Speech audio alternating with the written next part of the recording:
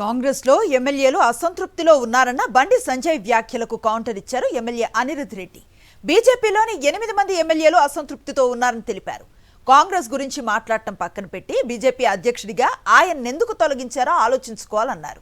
బడ్జెట్లో తెలంగాణకు అన్యాయం జరుగుతున్నా పట్టించుకోవటం లేదని విమర్శించారు.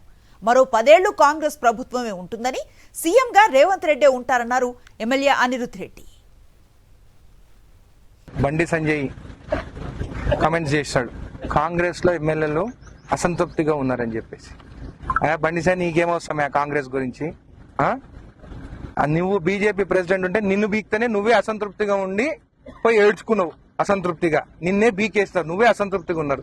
ఇంకోటి అడుగుతున్నా, మీ 8 మంది బీజేపీ ఎమ్మెల్యేలు ఉన్నారు, వాళ్ళు కూడా అసంతృప్తిగా ఉన్నారు. నేను చెప్తున్నా, మీరేమైనా నిధులు ఇచ్చినారా? దాని గురించి కొట్లాడక మా కాంగ్రెస్ పార్టీ మా ఎమ్మెల్యేల గురించి నీకెందుకే? ఈ రోజు నేను ఉదండపూర్ రిజర్వాయర్ దగ్గర ఉన్నాను, జాతీయ హోదా అడుగుతున్నాము. మరి మీరు పోయి 8 మంది ఎంపీలు పోయి కొట్లాడొచ్చు కదా.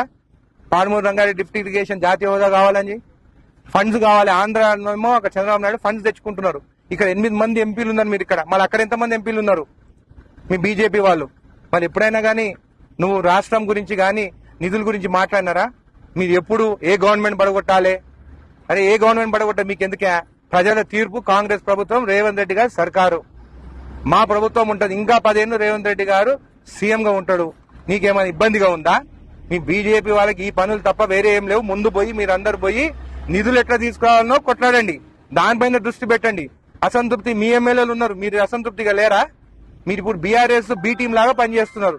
జాగ్రత్త, ఇంకొకసారి మా ఎమ్మెల్యేల గురించి కానీ అసంతృప్తి ఉన్నారని మాట్లాడితే.